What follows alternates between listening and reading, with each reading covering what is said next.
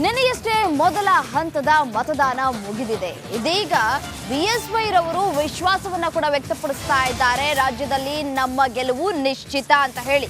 ಲೋಕಸಭಾ ಚುನಾವಣೆಯಲ್ಲಿ ನಾವೇ ಗೆಲ್ತೇವೆ. ನಿನ್ನೆಯ ಮತದಾನ ನಾವು ನೋಡ್ತಾ ಇದ್ರೆ ನಮ್ಮದೇ ಗೆಲುವು ಅಂತ ಹೇಳಿ ಬೆಂಗಳೂರಿನಲ್ಲಿ ಬಿಎಸ್ ಯಡಿಯೂರಪ್ಪ ಹೇಳಿಕೆ ಕೊಟ್ಟಿದ್ದಾರೆ.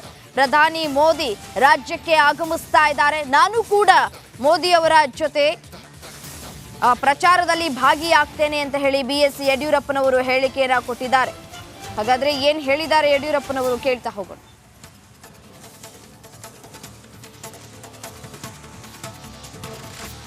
ಪ್ರಕಾರ ಬಹುತೇಕ ಎಲ್ಲ ಗೆಲ್ತೇವೆ ಅನ್ನೋಂಥ ವಾತಾವರಣ ಇದೆ. ನಮಗೆ ಯಾವ ರೀತಿ ಹಿನ್ನಡೆ ಆಗುತ್ತೆ ಅಂತ ಎಲ್ಲೂ ಅನಿಸ್ತಾ ಇಲ್ಲ. ನೀವೇ ಯೋಚನೆ ಮಾಡಿ ಹೇಳಿ, ನನಗೆ ಗೊತ್ತಿಲ್ಲ. ನನ್ನ ಪ್ರಕಾರ ಎಲ್ಲವನ್ನು ಗೆಲ್ತೇವೆ. ನನ್ನ ಪ್ರಕಾರ ಬಹುತೇಕ ಎಲ್ಲ ಗೆಲ್ತೇವೆ ಅನ್ನೋಂಥ ವಾತಾವರಣ ಇದೆ. ನಮಗೆ ಯಾವ ರೀತಿ ಹಿನ್ನಡೆ ಆಗುತ್ತೆ ಅಂತ ಎಲ್ಲೂ ಅನಿಸ್ತಾ ಇಲ್ಲ.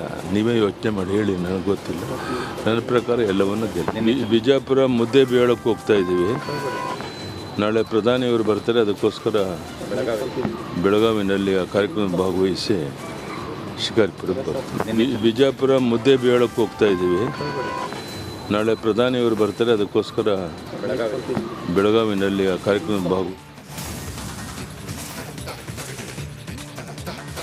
ಬಸನಗೌಡ ಪಾಟೀಲ್ ಯತ್ನಾಳ ವಿರುದ್ಧ ಮತ್ತೊಂದು ಎಫ್ಐಆರ್ ದಾಖಲಾಗಿದೆ. ವಿವಾದಾತ್ಮಕ ಹೇಳಿಕೆಯನ್ನ ಕೊಟ್ಟಿರುವ ಹಿನ್ನೆಲೆ ಬಸನಗೌಡ ಪಾಟೀಲ್ ವಿರುದ್ಧ ಎಫ್ಐಆರ್ ದಾಖಲಾಗಿರುವಂಥದ್ದು.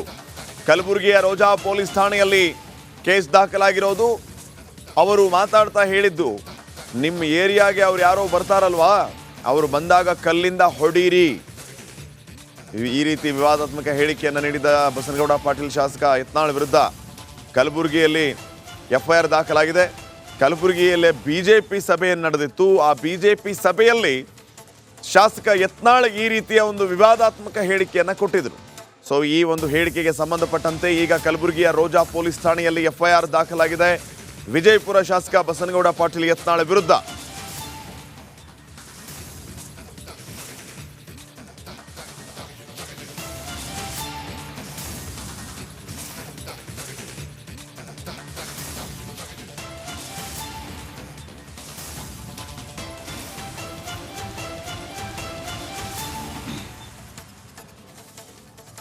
ನೋಡಿ, ಬಸನಗೌಡ ಪಾಟೀಲ್ ಯತ್ನಾಳ್ ವಿರುದ್ಧ ಮತ್ತೊಂದು ಎಫ್ಐಆರ್ ದಾಖಲಾಗಿರುವಂಥದ್ದು. ಈ ಎಫ್ಐಆರ್ನ ವಿಚಾರಕ್ಕೆ ಸಂಬಂಧಪಟ್ಟಂತೆ ಗಮನಿಸೋದಾದರೆ, ವಿವಾದಾತ್ಮಕ ಹೇಳಿಕೆಯನ್ನು ನೀಡಿರುವ ಹಿನ್ನೆಲೆ ಎಫ್ಐಆರ್ ದಾಖಲಾಗಿದೆ. ಕಲಬುರಗಿಯ ರೋಜಾ ಪೊಲೀಸ್ ಠಾಣೆಯಲ್ಲಿ ಶಾಸಕರ ವಿರುದ್ಧ ಎಫ್ಐಆರ್ ದಾಖಲಾಗಿದ್ದು ಯಾವ ಕಾರಣಕ್ಕಾಗಿ ಅಂತಂದರೆ, ಏನು ಕಲಬುರಗಿಯಲ್ಲಿ ಬಿಜೆಪಿ ಸಭೆ ನಡೆದಿತ್ತು. ಆ ಬಿಜೆಪಿ ಸಭೆಯಲ್ಲಿ ಶಾಸಕ ಯತ್ನಾಳ್ ಮಾತಾಡ್ತಾ ನಿಮ್ಮ ಏರಿಯಾರಿಗೆ ಅವ್ರು ಯಾರೋ ಬರ್ತಾರಲ್ಲ, ಅವ್ರು ಬಂದಾಗ ಕಲ್ಲಿಂದ ಹೊಡೀರಿ ಅನ್ನುವಂತಹ ಮಾತನಾಡಿದರು. ಇದೇ ವಿಚಾರ ಈಗ ವಿಕೋಪಕ್ಕೆ ತಿರುಗಿ ಕಲಬುರಗಿಯ ರೋಜಾ ಪೊಲೀಸ್ ಠಾಣೆಯಲ್ಲಿ ಶಾಸಕರ ವಿರುದ್ಧ ಎಫ್ಐಆರ್ ದಾಖಲಾಗಿದೆ.